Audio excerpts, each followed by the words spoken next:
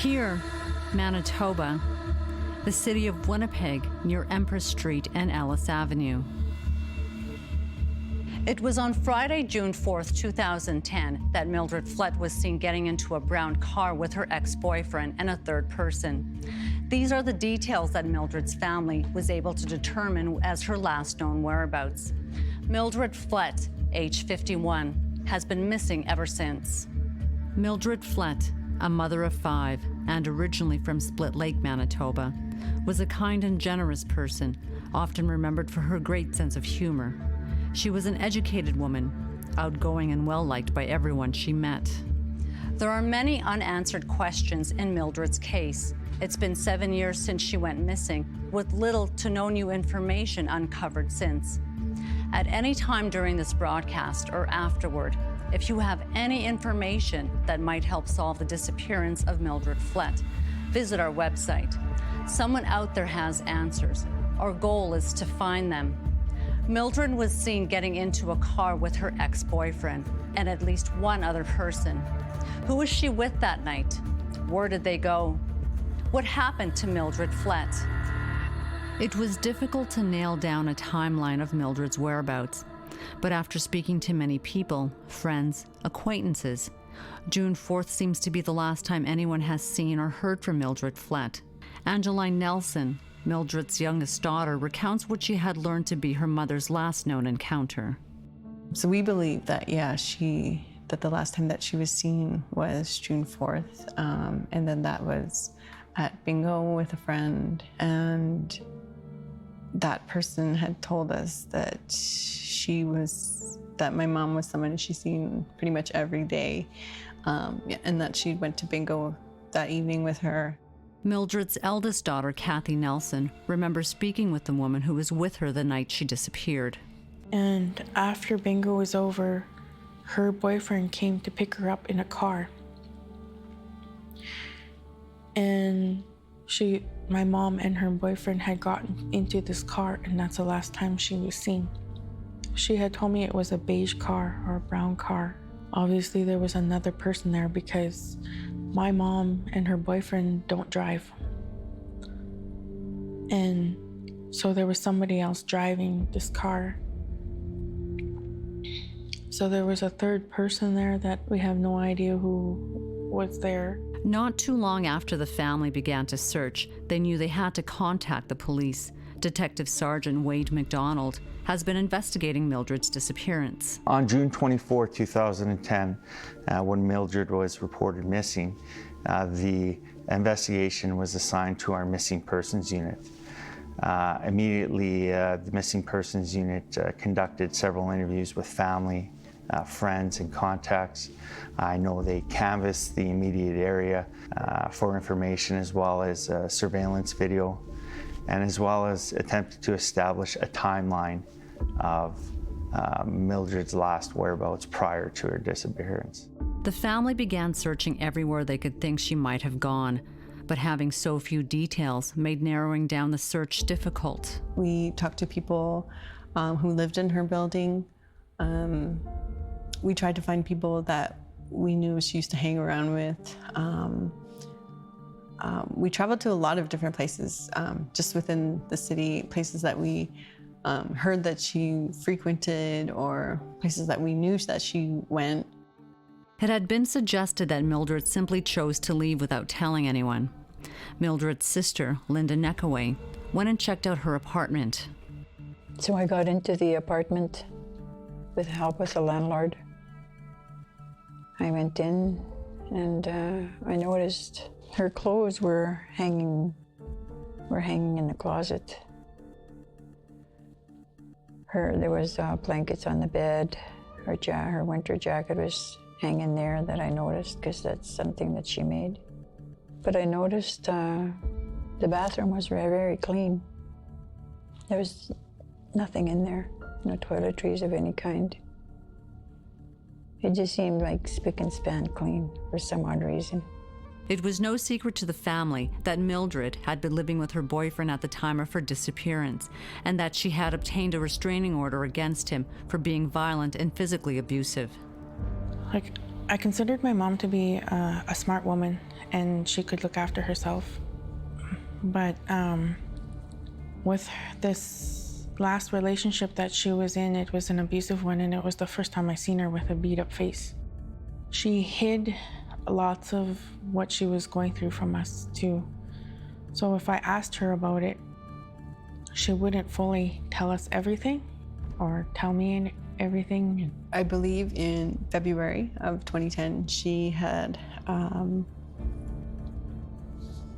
requested to have a restraining order against him and said that and this was in the news too, and it said that she feared for her safety from him. Well, we know in Mildred's case, a court order was in existence, and we do know that contact continued with her and her common-law boyfriend. Mildred was seen getting into a car with her ex-boyfriend the night she left the bingo hall. What made her get into the car? Does her ex-boyfriend know what happened to Mildred that night? And did anyone see where the car went after they drove off into the night?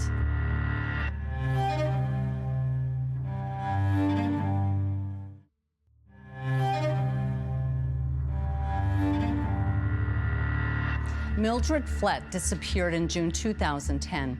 She was last seen leaving a bingo hall at Ellis and Empress in Winnipeg and getting into a brown car with her ex-boyfriend and at least one other unknown person.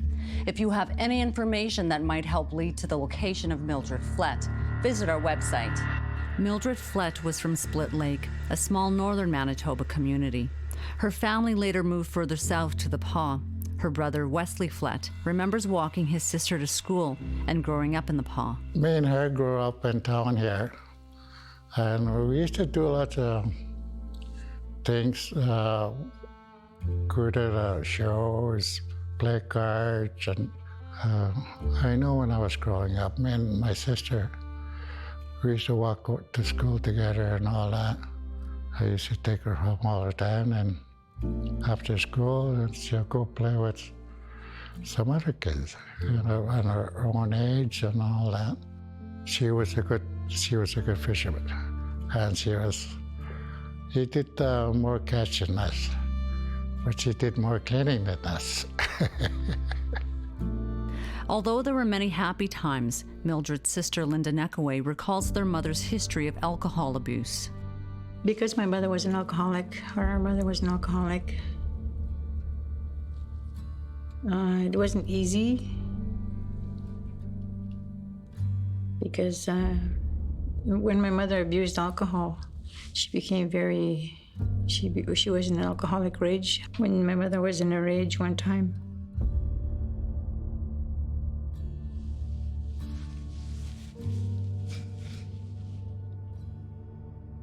she was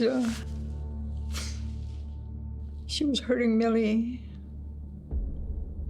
She hit her and almost knocked her out. She was just a young one. I tried to defend her, so I got the beating for her. I always had her back. And if something happened to me, she would do the same, even though she was a lot younger than me. But despite early childhood trauma, Mildred grew up and became an educated woman with a career in social work. She married and had 5 children. Her daughter, Angeline Nelson, recalls her mother attending university. Well, I know that when I was a kid, she had went to university and got some certificates, I think, around counseling, and took some social work courses. And then she worked as a social worker for a very long time, but that was really hard on her. And at one point, I think she ended up kind of having like a nervous breakdown because it was very traumatic for her. Social work eventually became too much for Mildred to handle, and she struggled to maintain her family life. Later, she and her husband divorced, and Mildred moved to Winnipeg. Her daughter, Kathy, remembers when her mother left. My mom was basically gone after, she was living on her own and had her own life. And I never really knew too much about it at that point. So I never really seen a whole lot of her all the time. After her separation from her husband, she started to stay with friends and some family members for several years. Then she got her own apartment with a former boyfriend. They made their living selling the artwork. That's when I noticed Millie started abusing alcohol. She got into abusing alcohol because she wasn't coping well and she didn't know how to cope with some of the things that she was going through. She was also afraid of getting hurt over and over again. It's like what only happened when we were younger, when we were both abused physically. That's what she was really afraid of, getting hurt physically again, because that really hurt. It's an all too common cycle of abuse and addiction that plagues many Indigenous families, and many women try to escape domestic violence, but it's never as easy as it seems. Eric Robinson, Indigenous activist and former member of the Manitoba legislature, speaks on the need for the cycle to stop. Sometimes we find people trying to break away from that, and then they move to the city only to find themselves in further despair and things not much better than they were in their home communities.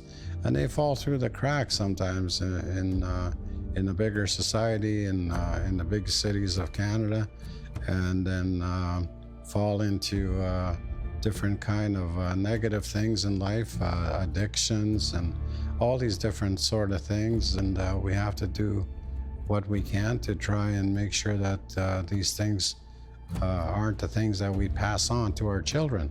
That is the positive things, the great culture of Indigenous peoples in this country be passed on, and positive role modeling. Mildred's children hold no ill will towards their mother and have nothing but good memories and happy stories about her. They will always remember what a great mom she was, her love of cooking, and what a joy she was to be around. She did. She actually really she cooked a lot of home-cooked meals. Like my mom liked wild meat and things like that, and she didn't really care for processed foods and stuff. She didn't like them, and didn't like the way things like bologna tasted.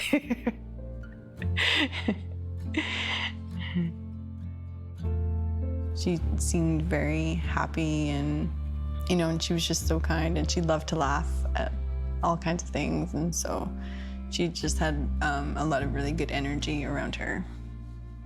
And so it was just, that person that you enjoyed being with. Mildred Flett tried her best to live a full and happy life, but despite her best efforts, she couldn't escape the painful memories from her childhood. Was domestic violence related to her ex-boyfriend the cause of her disappearance? Is Mildred still alive, or has she met a tragic end?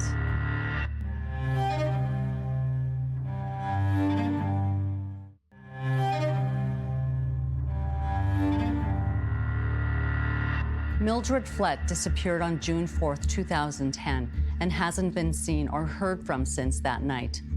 Family and police are desperate to find answers and ultimately closure. If you have any information that might help solve the case of the disappearance of Mildred Flett, visit our website.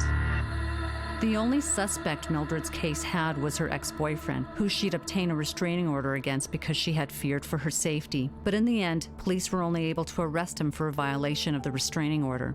Her daughter Angeline remembers speaking with the police at the time of the investigation. I remember speaking to one of the police officers after that, and they kind of talked about how throughout the time that they were questioning him, he kept changing his story as well. And then they were going to hold him, but eventually they had to let him go because they didn't have anything, solid on him. There was little else the police could do, and now the investigation is at a standstill, with little to no new leads. Nonetheless, Detective Sergeant Wayne McDonald informs us the case is still ongoing. Mildred's case is active, it's ongoing. It's being worked on by the Winnipeg Police Service Homicide Unit in collaboration with other units, the Missing Persons units, and other investigative units within the service. I won't stop looking for Mildred and bringing justice for her family. There are too many unanswered questions, and after 7 years, Mildred's family is never going to stop looking for her. And for Kathy Nelson, Mildred's daughter, she has only one regret. When I think about those times, that time, it's always difficult for me to think about, because I was really angry at her. She let me down on lots of little things, like if I asked her to help me, if I needed a babysitter for a weekend or something, or if I wanted her to be a part of something, she would say yes. And then last minute, she would not show up or say she can't be there, and it bothered me. It made me angry that she was doing that, and I didn't want to answer her phone call. She was phoning, and I wouldn't answer the phone because I was mad at her. And then a couple weeks went by, and I noticed the phone stopped ringing. I feel really angry at myself too for being that angry. It didn't serve a purpose, and it didn't help. Mildred's family has been working hard to share Mildred's story and supporting other families of missing and murdered Indigenous women and girls. Wesley Flett, Mildred's brother, has joined walks from northern Manitoba to Winnipeg to raise awareness of not just missing women, but Indigenous men as well. We keep on walking. We've seen people on the road, donating, for gas money, food, and things like that. But we had supporters from all the way from here all the way to Winnipeg. And we went to the legislative building. We had a big rally there for a while, posters, everything like that for missing women, even the men. That was a really good show, just people get together, hug each other, just know they're not alone. There has been no evidence to suggest whether or not Mildred is dead or alive. But if she is still out there somewhere, her family urges her to come home. Mildred's sister, Linda Neckaway, holds no grudges and only wants to move on. I don't know where Millie is, but if she were... If I could talk to her, I'd tell her, come home. Whatever has happened, we can forgive the past and move on forward. I wouldn't be angry with her. I wouldn't be angry with Millie at all. I just want to see her. If she was still alive. And even if she was dead, I'd still want to see her. So I can have some closure into my life. She was always a big part of my life. I would like to say to her sister to come home. Just tell us, where you are. The family's waiting for you. Come and have coffee with us. Everybody misses you. But after having no clues and no leads as to her location, the family has little hope that she may still be alive. But in their hearts, they have already made peace with that fact. Now all that is left is to find an end to this story and to lay Mildred to rest. The most difficult part out of all of this is that I never got to bury my mom. I never got to dress her body. We never got to do the final feast or the ceremonies that go with it because we've always buried our people traditionally. And I never got to do that. I'm sure she's still with us and probably still guiding us in ways that we don't really understand or know. So if I could say anything to her, I would just say thank you for giving me this life, and thank you for my brothers and my sisters, and for doing her best with what she could, as a mother. The Winnipeg police and Mildred Flett's family are asking anyone out there with any information to come forward and help bring an end to this nightmare. We know that somebody knows something, and we just urge them to come forward and really just help us to find closure once and for all. Let us, give her a proper burial, really.